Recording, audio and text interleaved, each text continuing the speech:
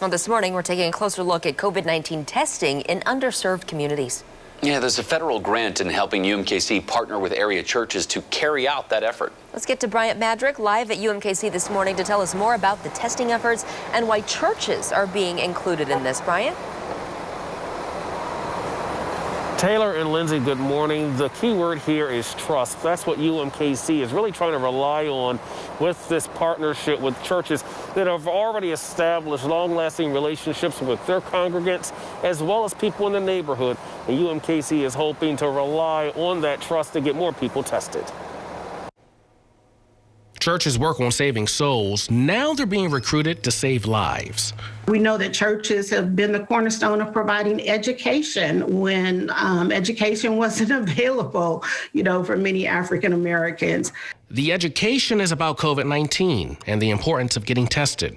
A $1.9 million federal grant was awarded to UMKC to improve testing in Kansas City's underserved neighborhoods.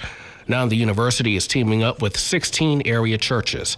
Jeanette Berkeley-Patton with UMKC School of Medicine explains how it works. We'll be working with the Kansas City, Missouri Health Department to provide COVID-19 testing at the church sites. In many cases, it'll be in their parking lots as a drive-through type testing event. In some cases, it may be in the fellowship hall with all precautions, taken. At Calvary Temple Baptist Church, Reverend Eric Williams says he has talked with UMKC, but says his church is already taking action to make sure his members are safe. We're doing a lot of telephone calling and texting and emails, using as much electronic media as we can to get the messages out. The main message from Reverend Williams: make sure your health and faith are equally strong during the pandemic. It means a lot to us when we see healthy, whole people.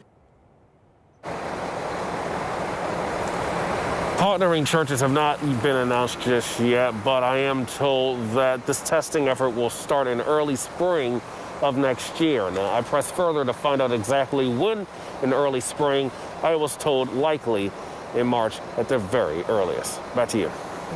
So, Brian, obviously there's some factors that go into this. Does UMKC look at the size of a church to carry out the testing so they can have the space to do this?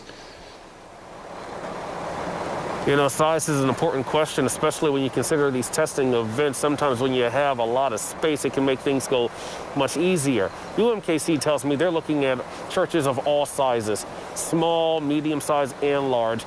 And one of the main reasons why they want to focus on some of those smaller churches is because some of those smaller churches, while the congregations may be small, the relationships are really strong. And they want to make sure that no one is forgotten in the effort to make sure everyone is tested.